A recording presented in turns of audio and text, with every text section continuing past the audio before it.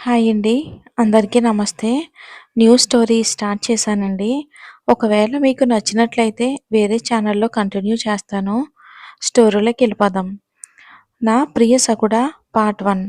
అతను కోట్లకు అధిపతి. కనుసైగలతోనే ఎవరినైనా శాసించగలడు. అతను ఇష్టపడ్డ అమ్మాయిని కాకుండా అసలు పరిచయమే లేని ఆమెతో పెళ్లి బంధంలో ఇరుక్కుని చివరి వరకు కలిసుంటాడా తెలుసుకోవాలంటే మన ఈ కథ చదవాల్సిందే. ఇది ప్రోమో. ఇక స్టోరీలోకెళ్ళిపోదాం. ఒక హోటల్‌లో గ్రాండ్‌గా పార్టీ జరుగుతుంది.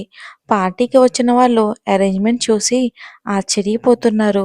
మరి పార్టీ ఇస్తున్న వారు దేశ విదేశాల్లో అనేక చోట్ల బిజినెస్ స్థాపించారు. వారే సురేంద్ర రెడ్డి గారు. ఇప్పుడు ఈ పార్టీకి కారణం తన ఎంపైర్ మొత్తానికి తన వారసున్ని చైర్మన్ చేయటానికి. ఆ కాన్ఫరెన్స్ హాల్లో దూరంగా కూర్చుని డ్రింక్ చేస్తూ అతని చురకత్తిలాంటి చూపుతో అందరినీ గమనిస్తున్నాడు. అతన్ని చూస్తే మగాళ్ళు కూడా ఇంత అందంగా ఉంటారా అనిపిస్తుంది.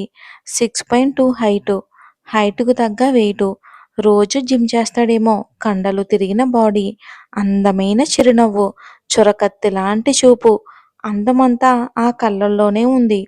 సిల్కీ హెయిర్ నుదుటిపైన పడుతూ, ముఖ్యంగా అతని పెదాలు పింక్ రంగులో ఎంతో అందంగా ఉన్నాయి. అందరినీ గమనిస్తున్న అతను ముందు ఎవరో నిలబడినట్టుగా అనిపించింది అతనికి. ఒక్కసారిగా తల ఎత్తి చూసేసరికి ఫ్యామిలీ అంతా అతన్ని చూస్తూ నిలబడ్డారు. అతను వాళ్ళని చూసి కూడా చూడనట్టు డ్రింక్ తాగుతూ కూర్చున్నాడు కోపంగా. ఎంతసేపయినా వాళ్ళ వైపు కూడా చూడకుండా దిక్కులు చూస్తూ అతన్ని చూస్తున్న అతని తల్లి లలిత తన ముందరికి వచ్చి, "ఏంటి నాన్న ఇది? ఇలా కోపంగా అలిగి కూర్చుంటే ఎలా చెప్పు" అని అంటుంది వాళ్ళమ్మ. అయినా సరే తను ఏం మాట్లాడలేదు. అలానే కూర్చున్నాడు కోపంగా. ఇంతలో అతని బామర్ది కమ్ బెస్ట్ ఫ్రెండ్, "ఏంట్రా ఇది? చిన్న పిల్లోల్లా చేస్తున్నావు. ముందు పార్టీ అయిపోని తర్వాత మనం ఇంటికెళ్ళి మాట్లాడుకుందాం" అని అంటాడు గౌతమ్. ఒక్కసారిగా అర్జున్ గౌతమ్ వైపు చురుగ్గా చూశాడు. మన హీరో పేరు అర్జున్ అన్నమాట. అతను ఆ చూపుకే గౌతమ్ కొంచెం భయపడి మళ్ళీ నిదానంగా అతను ముందరకొచ్చి, "అయినా ఇది ఎప్పటికైనా నీ రాజ్యమే కదరా! నువ్వు ఎప్పటికైనా ఈ ఎంపైర్ మొత్తానికి చక్రవర్తి. అది రేపైతే ఏంటి? ఇవాళైతే ఏంటి? మావయ్య కరెక్ట్ నిర్ణయమే తీసుకున్నారు" అని అన్నాడు గౌతమ్ అర్జున్‌తో. అయినా సరే అర్జున్ ఏం మాట్లాడకుండా అలానే ఉన్నాడు కోపంగా. అతని తండ్రి సురేంద్ర అర్జున్ దగ్గరికి వచ్చి, "నాన్నా అర్జున్, ఇది ఎప్పటికీ నీది. నువ్వు మళ్ళీ తిరిగి అమెరికా వెళ్ళటం నాకే మాత్రం ఇష్టం లేదు. అందుకే నీకు చెప్పకుండా నేను ఈ నిర్ణయం తీసుకున్నా. నా మాట వింటావు అని అనుకుంటున్నా. ఇక నీ ఇష్టం రా" అని అంటారు సురేందర్. అతను ఒకసారి తన ఫ్యామిలీ అందరినీ చూశాడు. అతని సమాధానం కోసం ఎదురు చూస్తున్నట్టు అతని వైపే చూస్తున్నారు అందరూ కూడా, ఏం చెప్తాడా అని. ఇక అలా డ్రింక్ అయిపోగానే అర్జున్ లేచి నిలబడి, "డాడీ, మీరుండగా నేను చైర్మన్ అవ్వటం నాకు ఇష్టం లేదు" అంటాడు. ఆ మాటకి సురేందర్ చిన్నగా నవ్వి, "ఎప్పుడైతే ఏంటి నాన్నా, ఇంక నేను రెస్ట్ తీసుకోవాలి అనుకుంటున్నాను. దీన్ని నువ్వు సేకరించాల్సిందే, తప్పదు" అని అంటాడు సురేందర్.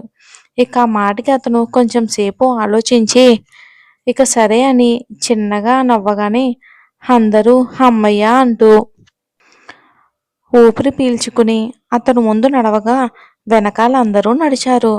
అతని ఫ్యామిలీ మొత్తం కాన్ఫరెన్స్ హాల్లోకి రాగానే అందరూ లేచి నిలబడ్డారు. "Welcome to new chairman of AR group of companies" Arjun Reddy అనగానే ఆ హాల్ అంతా చప్పట్లతో తారాస్థాయికి చేరుకుంది. అతని నడకకి నవ్వుకి చాలా మంది ఫిదా అయిపోయారు. అంత దర్జాగా హుందాగా ఉంది. యాటిట్యూడ్ స్టైల్గా నడుచుకుంటూ వచ్చాడు. ఇక అలా వచ్చి తండ్రి ముందు నిలబడి అక్కడ ఉన్న డైరెక్టర్ ఫార్మాలిటీస్ అన్ని కంప్లీట్ చేసి ఏఆర్ గ్రూప్ ఆఫ్ కంపెనీ ఛార్జీ తీసుకున్నాడు అర్జున్. ఇక అర్జున్ రెడ్డి వయసు 26, హైటు 6'2", చదువంతా university of America, MBA gold medalist. పుట్టింది ఇండియాలోనే, అయితే చిన్నప్పటి నుంచి అమెరికాలోనే ఉన్నాడు. అతడి తల్లి లలిత, తండ్రి సురేంద్ర రెడ్డి, చెల్లి శ్రావ్య, నాయనమ్మ సావిత్రమ్మ. అత్త మామ భాగ్యలక్ష్మి శేఖర్, బామర్తి గౌతమ్, మరదలు లక్ష్య లక్కీ. అర్జున్ అమెరికాలో చదువు అయిపోగానే తన తండ్రి బిజినెస్ చూసుకోమన్నాడు. తనకంటూ ఒక గుర్తింపు ఉండాలని తండ్రి సురేంద్ర సహాయం ఏం మాత్రం తీసుకోకుండా తనే స్వయంగా లోన్ తీసుకుని బిజినెస్ స్టార్ట్ చేశాడు. దానికోసం పగలు రాత్రి తేడా లేకుండా కష్టపడి నెంబర్ వన్ స్థానంలో ఉన్నాడు. తండ్రి ఒత్తిడి చేయటం వలన ఇండియా వచ్చాడు. అర్జున్ కొన్ని రోజుల కోసం మాత్రమే. కానీ తండ్రి తను ఊహించిన విధంగా ఎంపైర్ మొత్తాన్ని అతని చేతిలోనే పెట్టేశాడు. ఏఆర్ గ్రూప్ ఆఫ్ మొత్తం ఛార్జ్ తీసుకున్నాడు. ఇప్పటికే ఎన్నో దేశాల్లో ఉన్న తన కంపెనీస్ని ప్రపంచంలో అన్ని చోట్ల తన బ్రాంచెస్ పెట్టాలనేదే సురేంద్ర కోరిక. ఇంతవరకు వాళ్ళకి ఎదురు నిలబడే వారే లేరు. పోటీకి కూడా రారు ఎవ్వరూ కూడా. బిజినెస్లో హ్యాండిల్ చేసే విధానం అలా ఉంటుంది మరి. పార్టీ మొదలయ్యింది. అందరూ పార్టీని ఎంజాయ్ చేస్తున్నారు. సురేంద్ర అర్జున్ని ప్రతి ఒక్కరికి పరిచయం చేస్తున్నాడు. అర్జున్ ప్రతి ఒక్కరిని మెదడులోని రిజిస్టర్ చేసుకుంటున్నాడు. అర్జున్ ఏదైనా ఒకసారి వింటే దాన్ని మర్చిపోడు. వాళ్ళని ఒక్క చూపుతోనే అంచనా వేస్తాడు. అందరూ పార్టీ ఎంజాయ్ చేస్తున్నారు. ఇంతలో అర్జున్ చూపు ఎంట్రన్స్ వైపు నిలిచింది. అక్కడ 23 ఏళ్ల అమ్మాయి రెడ్ మినీ స్కర్ట్లో ఎంతో అందంగా ఉంది. చూడగానే ఆకట్టుకునే అందం, శరీరాకృతి, ఫుల్ వైట్ కలర్, చాలా అందంగా ఉంది. ఆ అమ్మాయి సరాసరి అర్జున్ దగ్గరకు వచ్చి హాయ్ బావా అని హక్ చేసుకుంది లక్కీ. హాయ్ లక్కీ, నువ్వేనా? చాలా పెద్దదానివయ్యావు, గుర్తుపట్టలేదు అని అంటాడు అర్జున్.